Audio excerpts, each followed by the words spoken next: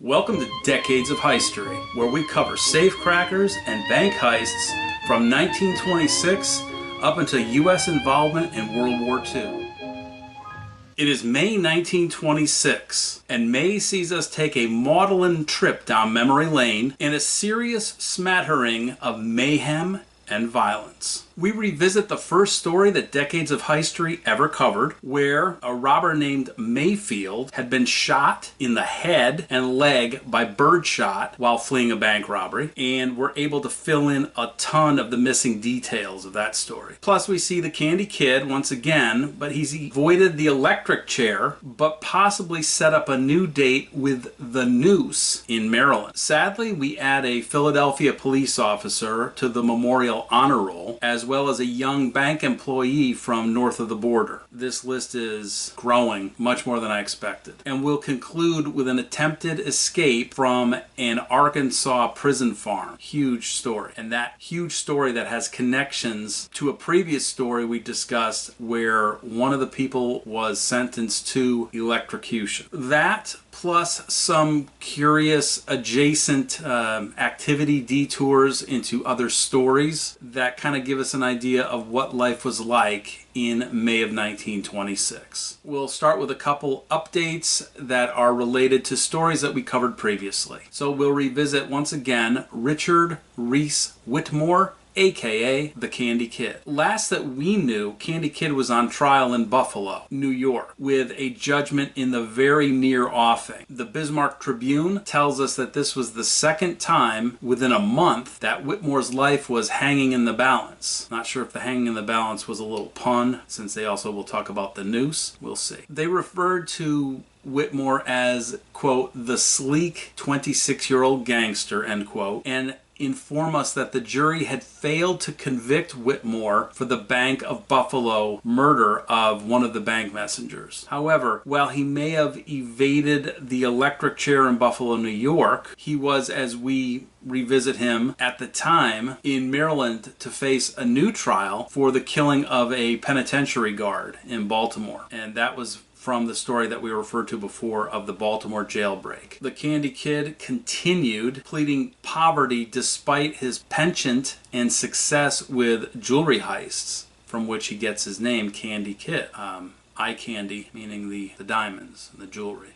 Anyway, Candy Kid lawyered up. Edgar Allan Poe was reckoned to be one of the, quote, ablest of the state's criminal lawyers, end quote. Poe announced that they would plead not guilty. If you're saying to yourself, Edgar Allan Poe, surely not, that's kind of what I did too. I had to kind of sit back and think a little bit about this. Wasn't Poe around in like the 1830s, 40s, 50s? And if so, how could he be a lawyer in 1926? Never fear, it was a different Edgar Allan Poe. Clearly, this Poe's parents were fans of Edgar Allan or had a fun sense of humor. Clearly, there is still yet more to come for Candy Kid. We need to find out, does he meet his end at the end of a noose? We shall see. And speaking of odd, like the Edgar Allan Poe part of this story, there's an adjacent story that tells us that while 1926 is less than 100 years from now, 2024, it's another time and another world. On the same page, there was a story about the president's summer residence. There was a photograph of the house. There were details of the grounds, and they even included the dates that the president was going to be there in case someone wanted to swing by for a visit. So that is definitely a different time and place, and it's not really very secure for the president. Maybe it shows a quainter time, although the previous episode showed that crime was rampant, and this wasn't as quaint as we romanticize about the Roaring Twenties. So that wraps up update number 1 and adjacent stories. Our other update has a connection to that previous story that I referenced of Mayfield, and takes us to Arkansas once again. The Brownsville Herald tells us that on May 7, 1926, David L. Griffin was being held on bank robbery charges for his alleged involvement in the Washington, Arkansas bank heist in December of 1926. So this is great. We have David L. Griffin, the name of another robber besides Mayfield. We have the specific location, of Washington, Arkansas, and we know that it took place not in January of 26, but actually in December of 1925. This is actually the first story that we covered starting in January of 1926, and at that point we picked it up with these 4 robbers on the run. And if you recall, Mayfield at that point had been shot in the head and in the leg with birdshot. So we were able to track the robbers as they fled from Hope, Arkansas through Fulton, Arkansas down to Shreveport, Louisiana, where at that point they separated and Mayfield returned to Arkansas going to Little Rock. At some point the pain became too much for Mayfield. He yielded. He went to the hospital where he was taken care of presumably, but he was also interrogated by a detective, and he confessed. So to get more information on this robbery, to fill in more details, I dug into Griffin versus State, the legal case, and I've included a link in the description if you want to look into more of that. On January 17th, 1926, Griffin, who had been arrested and gone through a trial, claimed that the evidence that had been presented in court was not legally sufficient to support the guilty verdict. Griffin's lawyers even cited 3 other cases in support of their point. Apparently Joe Mayfield, so now we've picked up his first name, which is nice, testified that he, Mayfield, plus Griffin and 2 others robbed the bank in Washington, Arkansas. Mayfield stated that he had met Griffin in Van Buren, Arkansas to discuss plans for this heist. Mayfield, in court, said that Griffin told him, quote, the other boys, end quote, were in nearby Fort Smith, Arkansas, and asked that they all meet at the St. Charles Hotel. After they got together to discuss their bank heist plans, Griffin took off, hopped a train, and headed for Little Rock, Arkansas. Mayfield claimed that the other 2, still unnamed robbers, were registered at the Como Hotel in Fort Smith. However, according to Griffin's lawyers, there was, quote, not a scintilla, end quote, of evidence that he'd been in Fort Smith, or that he'd met Mayfield, or that he'd met Mayfield in Fort Smith or Van Buren. There's no evidence on that, according to Griffin's lawyer. In fact, the only evidence was coming from convicted robber Joe Mayfield. Now, Mayfield offered details of their trip, a collective trip that they took to Little Rock and then on to Texarkana, where they'd registered at the Courier Hotel. And he noted that Griffin had registered at the Benefiel, Benefiel, Benefiel Hotel, and he went on to describe Griffin's role during the heist. So we have vastly differing points of view and perspectives on this, for sure, but from Mayfield and Griffin. Here's some facts. The Benefiel Hotel register indeed had a D.L. Griffin registered at the hotel, and that the police had gotten a letter that had been written by Griffin later on while in Little Rock, and an expert witness who was able to compare the signature from the register and the writing from the letter and said, yes, it's the same person, though there were some differences, which to me is clear as mud. Fact. The bank cashier claimed that a man that could have been Griffin came into the bank a couple months before the robbery. So, was it Griffin? Was he casing the bank? Fact. The state introduced a witness that testified in court that he'd gone to the St. Charles Hotel at Fort Smith, and that the leaves or the pages of the register for the dates which Mayfield said Griffin was there had been torn out of the register. Fact. A Mr. Edwards, one of the accomplices that Mayfield testified against, had helped in the crime, had been convicted, and the conviction for this Edwards will be upheld in a few months from May 1926. So in September of 1926, that conviction is upheld. But now we have a third name. We have Joe Mayfield, we have David L. Griffin, and we have a Mr. Edwards. Fact. A witness tied Griffin, Edwards, and Mayfield together, having seen them in Hope, Arkansas on December 15th, 1926, which is one day before the robbery took place. So we have them tied together, and we also now have a date for the robbery, December 16th, 1926. Fact: a deputy sheriff testified that he'd heard Edwards tell his wife to, quote, borrow the money, end quote. And he said that when he, Edwards, got out of there, presumably meaning jail, that he would, quote, rob another bank and they would have plenty of money, end quote. The court, in Edwards' case, said that the deputy sheriff's testimony tended to connect Griffin to the robbery and tended to corroborate Mayfield's testimony. So it doesn't look good for Griffin. However, there was no other testimony other than that from Mayfield, who would have been Griffin's accomplice and a convicted bank robber, that Griffin was ever seen in the company of Edwards or Mayfield. And there was no evidence that Griffin had ever mentioned anything related to the bank heist. Citing those three other cases, Griffin's lawyers noted that there were at least 2 prejudicial errors in the trial and believed that the case would be reversed, remanded for a new trial. But that leaves us with ... more to come. So still more to come on Candy Kids, still more to come on Mayfield, and now Mayfield, Griffin, and Edwards. But for now, we're on to a news story. All right, so this news story takes us north of the border, and fittingly we have a newspaper, the Alaska Daily Empire, that covered the story where we learn that, quote, bandit kills young man in bank robbery, end quote. That's the title of the story. An unnamed, well-dressed robber arrived via taxi and then entered the Royal Bank of Canada in Winnipeg. He ended up shooting at the teller, M.P. Johnston, who had refused to put up his hands when he was told to do so. The shot missed and killed Maurice Davey, only 18, who was an employee of the bank. According to the University of Manitoba, the surname was Garvey, the G-A-R-V-I-E, instead of Davey, D-A-V-I-E. So we will sadly add Maurice, we'll go with Davey for now, Maurice Davey, to the Memorial Honor Roll. But anyway, so the robber shot at Johnston and missed,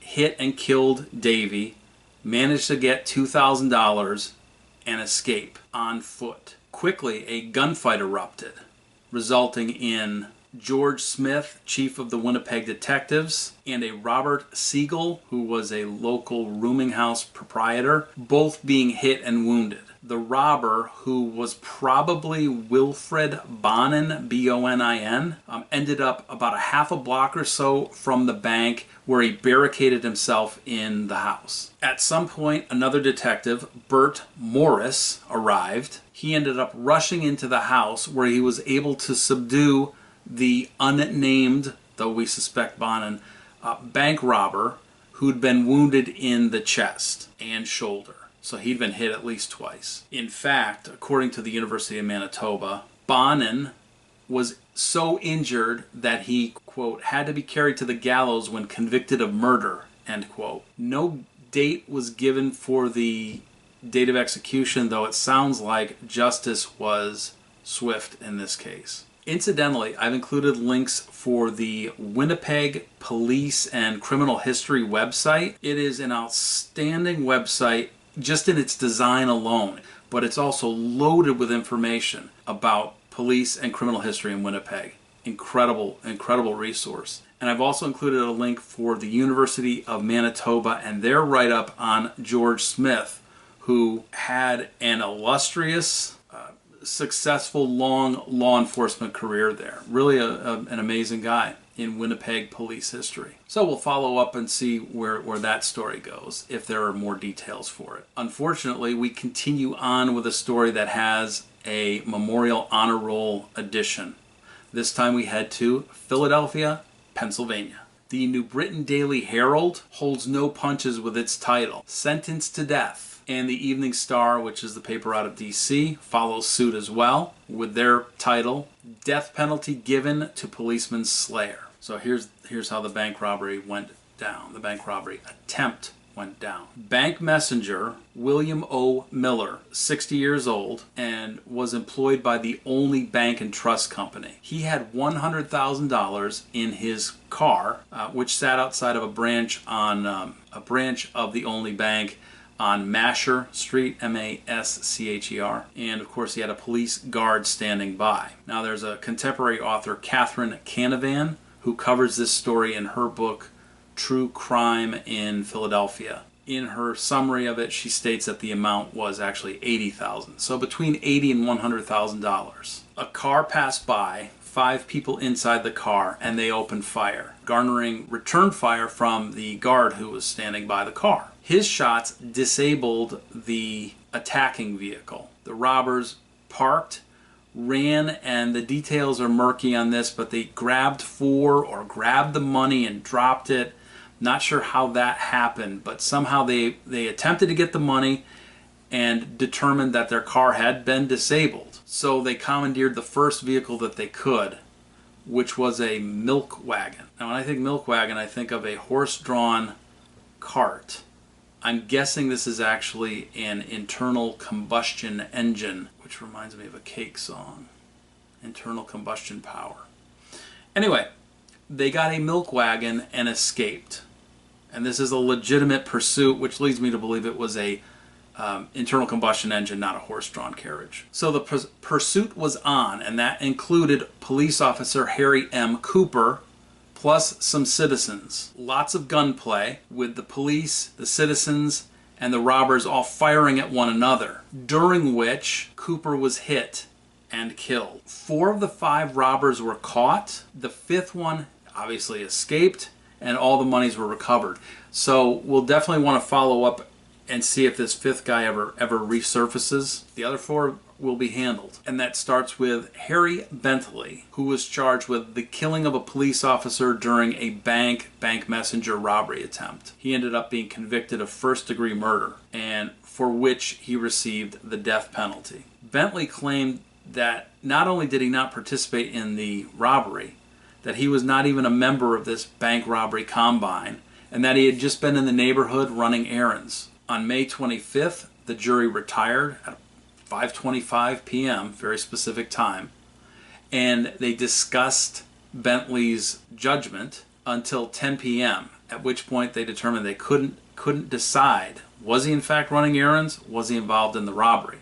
They were locked away, the jury, and then started back up, and by 10 a.m. the next day they had reached a verdict. Incidentally, Bentley was the second one to be convicted of the murder and given the death penalty. Joseph Curry had been convicted 2 weeks earlier. In fact, Curry had been identified as the actual shooter. William Giuliano and Frank Doris still had trials on the docket. So that's what I mean. We need to follow this up. See what happens with Giuliano and Doris, and if there are appeals from Bentley and Curry. Kind of juxtaposing this sad and violent story on the same page of that newspaper, incidentally, were what we would consider today kind of kitschy period advertisements. One is an ad for Lucky Strikes cigarettes, which we don't even have cigarette advertising at all today. Back then it was, I think doctors were recommending them or something. But anyway, very kitschy ad. Also an ad from the A&P grocery store, which I actually remember as a little kid, the A&P, the Atlantic and Pacific grocery store, which in this ad is boasting these ridiculously low prices for Budweiser that they were selling. And lastly, there is a reference, as I mentioned in May 1926 Part 1's video, about the effect of the Florida land boom and bust in 1926, and sure enough we have an ad that references that on this same page about Coral Gables, Florida land sales. It's where people were able to buy a piece of property at breakfast and flip it at dinner and walk away with 100% profit. But it was short-lived and a bellwether event for what would become the Great Depression. Anyway, now we'll conclude with a new story that also has a connection to a previous story we covered, both of which end violently. This story was so big that it was covered by at least 6 different newspapers, ranging from around the country, from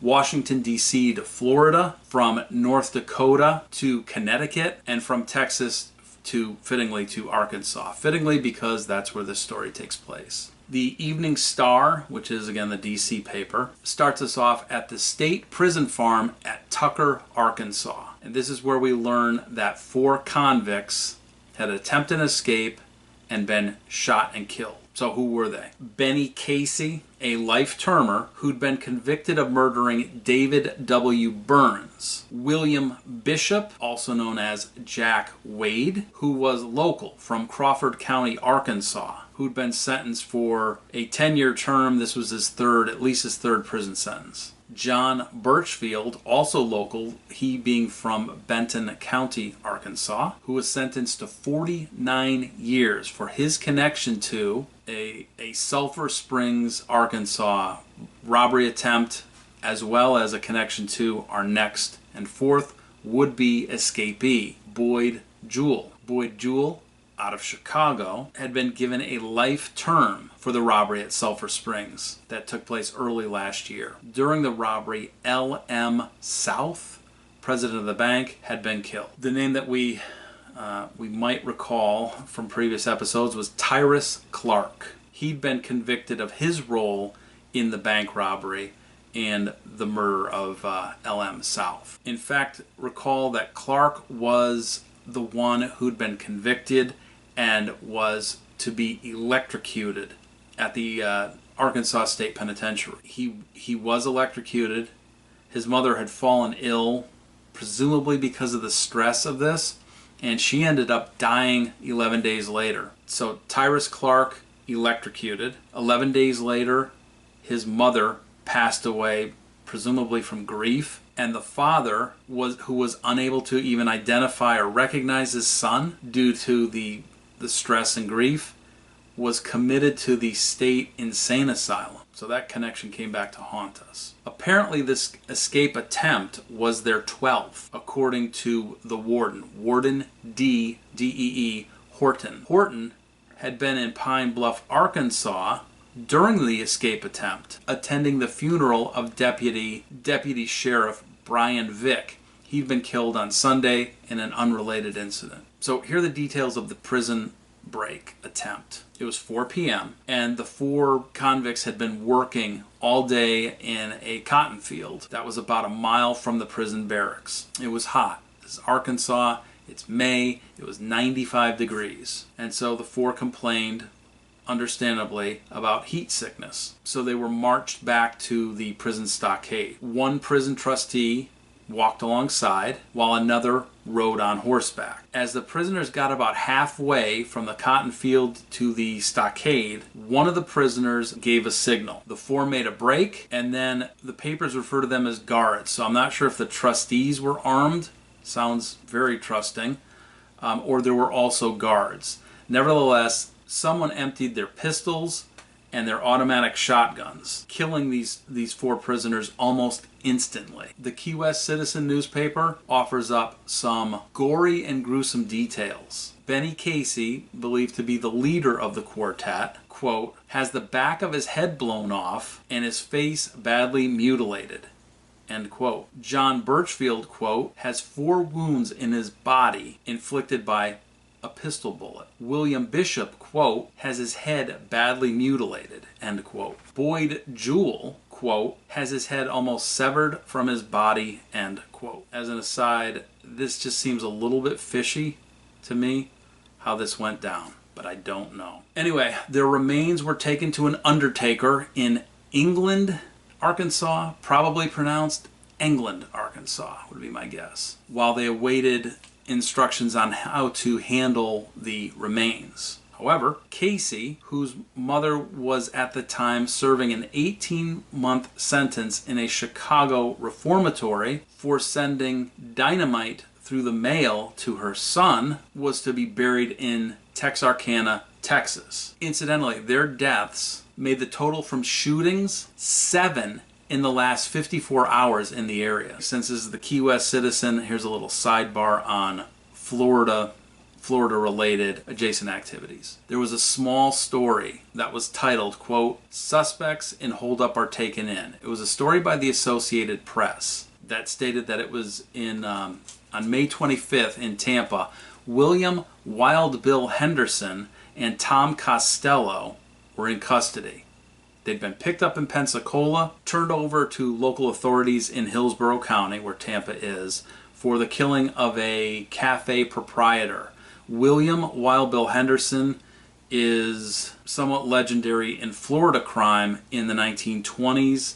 It's 1926. I think we're going to hear more from him in the near future, which makes you wonder what happens while he's being held in Hillsborough County. Also, another tragic story that's noted on this same, I think this is the front page. The story is titled, "Many Are Held in Lynching Case." And this is the infamous Fort Myers, Florida lynching, where 17 men were being held for the lynching of Henry Patterson. Took place on May 11th, 1926, nearby in LaBelle, Florida. Back to the escape. The Bismarck Tribune, New Britain Daily Herald, and Brownsville Herald all contributed minor corrections or slight differences in names. So one refers to Boyd, B-O-Y-D, Jewel, another Boyd, B-O-Y-E-D, Jewel. However, the Malvern Times-Journal, out of Malvern, Arkansas, offered more details, as you would expect from a paper with a local connection. So the Malvern paper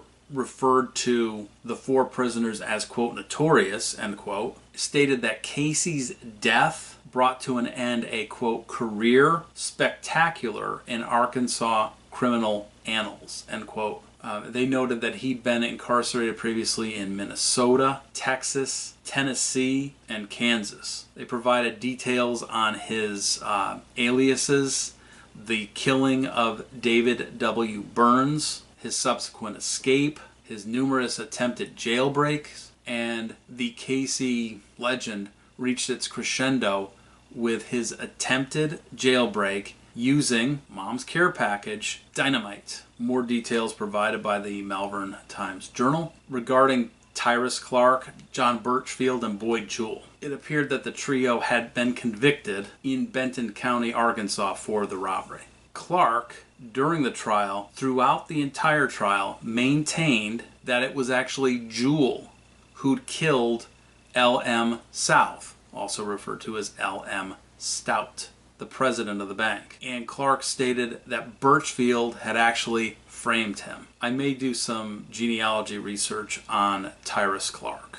If so, I'll add any highlights that I find.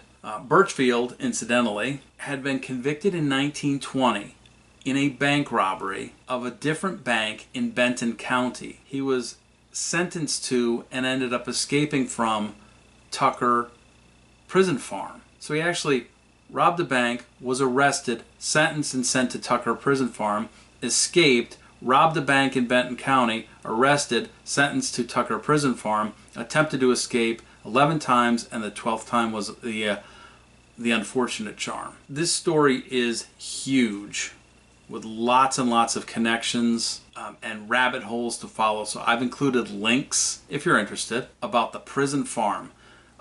One of them goes into, and even I think shows some pictures of 2 electric chairs, references a torture device that was used, which was named the Tucker telephone, which incidentally was actually used through the Vietnam War. Information about how death masks were actually made for prisoners when they died, and a lot more.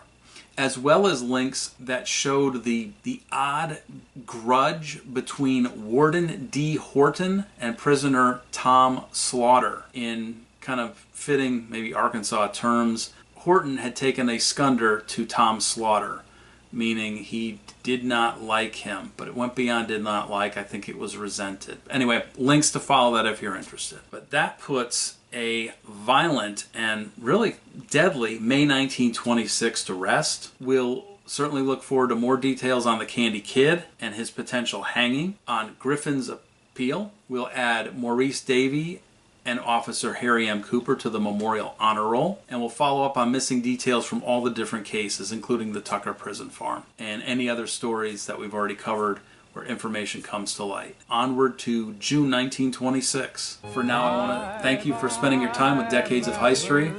Until next time. Where somebody waits for me, sugar sweet, and so is she. Bye.